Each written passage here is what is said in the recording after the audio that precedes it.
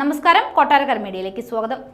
ഡൽഹി മദ്യനയ കേസിൽ ഡൽഹി മുഖ്യമന്ത്രിയും AAP ദേശീയ കൺവീനറുമായ അരവിന്ദ് കെജ്രിവാളിനെ അറസ്റ്റ് ചെയ്തതിന് പിന്നാലെ എൻഫോഴ്സ്മെന്റ് ഡയറക്ടറേറ്റിന് രാഷ്ട്രീയ പ്രതിയോഗികൾക്ക് എതിരെ ഉപയോഗിക്കുന്ന എന്ന ആക്ഷേപം വീണ്ടും ശക്തമാകുകയാണ്.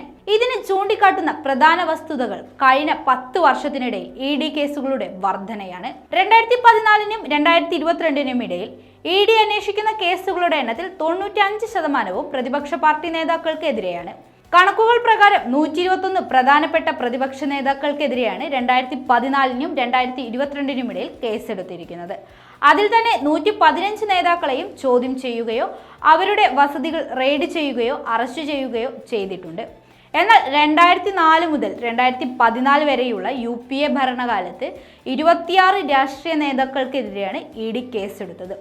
വ്യത്യസ്ത ഏജൻസികൾ അതിൽ അന്വേഷണം നടത്തി. അതിൽ 14 പേരായിരുന്നു പ്രതിപക്ഷ നേതാക്കൾ ഉണ്ടായിരുന്നത്. എന്നുവെച്ചാൽ ആകെ കേസെടുത്ത ആളുകളിൽ 54% പ്രതിപക്ഷത്തു നിന്നുള്ള നേതാക്കൾ. 2022 പുറത്തു വന്ന കണക്കുകളുടെ അടിസ്ഥാനത്തിൽ ഡൽഹി ഉപമുഖ്യമന്ത്രി മനീഷ് സിസോദിയും ഉൾപ്പെടുന്നുണ്ടായിരുന്നു. അദ്ദേഹം പിന്നീട് അറസ്റ്റ് ചെയ്യപ്പെട്ടു. ഇപ്പോൾ അരവിന്ദ് കെജ്രിവാൾ അറസ്റ്റ് ചെയ്യപ്പെട്ട ഡൽഹി മദ്യനയ കേസ് തന്നെയാണ് മനീഷ് സിസോദിക്കെതിരായ നടപടിക്കും പിന്നിൽ. ജാർഖണ്ഡ് മുക്തി മോർച്ച നേതാവ് ഹേമന്ത് സോറൻ അറസ്റ്റ് ചെയ്യപ്പെടുന്നത് ഈ വർഷം ജനുവരിയിലാണ്. അറസ്റ്റ് ചെയ്യപ്പെടുന്നതിന് കുറച്ചു മുമ്പാണ് ജാർഖണ്ഡ് മുഖ്യമന്ത്രി സ്ഥാനത്ത് നിന്ന് അദ്ദേഹം രാജിവെക്കുന്നത്.